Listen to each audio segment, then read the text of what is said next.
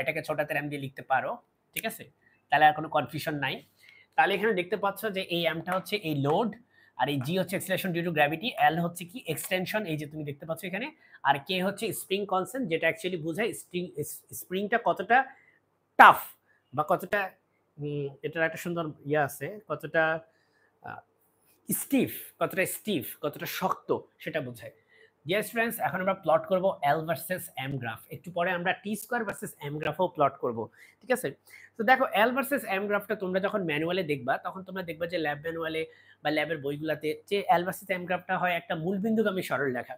So আমাদের স্টুডেন্টদের বুঝতে হবে যে কেন সেটা মূলবিন্দুগামী সরলরেখা হয়। মাই ডিয়ার স্টুডেন্টস, দেখো আমাদের এখানে এদিকে থাকবে হচ্ছে এম, এক্স এক্সিস বরাবর এম, আর ওয়াই এক্সিস বরাবর থাকবে হচ্ছে এল, মানে এক্সটেনশন, ঠিক আছে? ওয়াই এক্সিস বরাবর থাকবে এক্সটেনশন। ডিয়ার স্টুডেন্টস, তোমরা দেখো তোমাদের এই যে ইকুয়েশনটা, এটা কিন্তু আমরা একটু রিঅ্যারেঞ্জ করে লিখি। সো আমি কোথায় লিখবো? আমি সেটা লিখি হচ্ছে লেটস সে এই জায়গায় লিখি, হ্যাঁ, কে ইকুয়াল টু কি আছে এম জি বাই এল। তাহলে এটাকে কি আমরা এভাবে লিখতে পারি না, L equal to M by K G by K into M, এভাবে লিখতে পারি না? দেখো তো, আমি জাস্ট এই এল কে এখানে নিছি, কে কে নিচে নিয়ে আসছি, ঠিক আছে? সো এখন তুমি দেখো এখান থেকে আমরা লিখতে পারি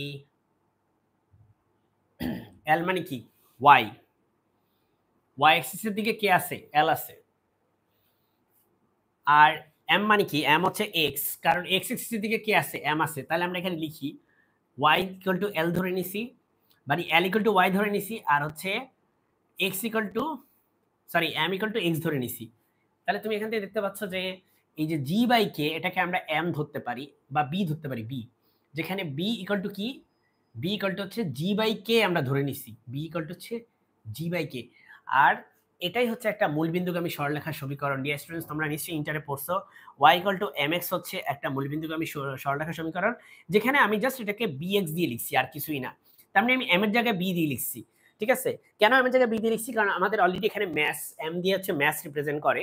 তাহলে তুমি বলো তো দেখি my dear students, Y equal to M X এর এই এমটা কি, এমটা কি স্লপ না, স্লপ বা ঢাল না? বলো, এটা কি ডেল ওয়াই বা ডেল এক্স না, তাই না?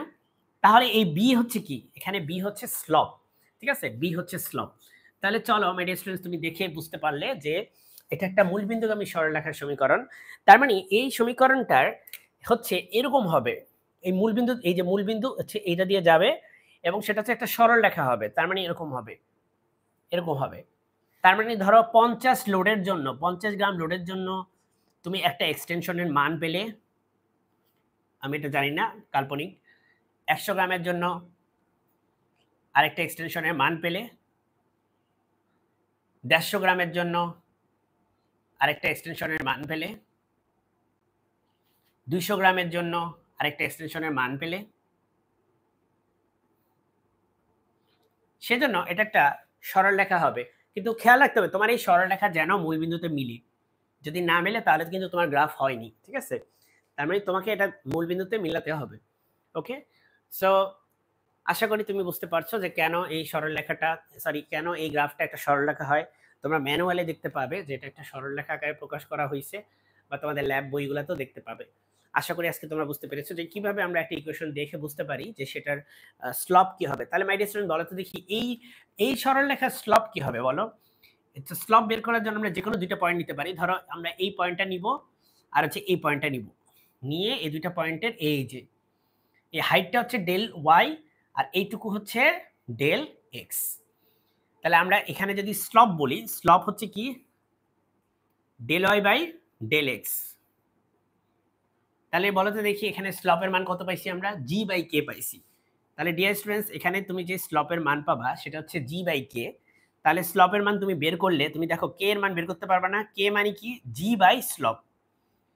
তাহলে জি মানে 9.8, তাকে তুমি এইখান থেকে স্লপটা বসিয়ে দাও, তাহলে তুমি কে এর মান পেয়ে যাবা, সেটা হচ্ছে স্প্রিং কনস্ট্যান্ট।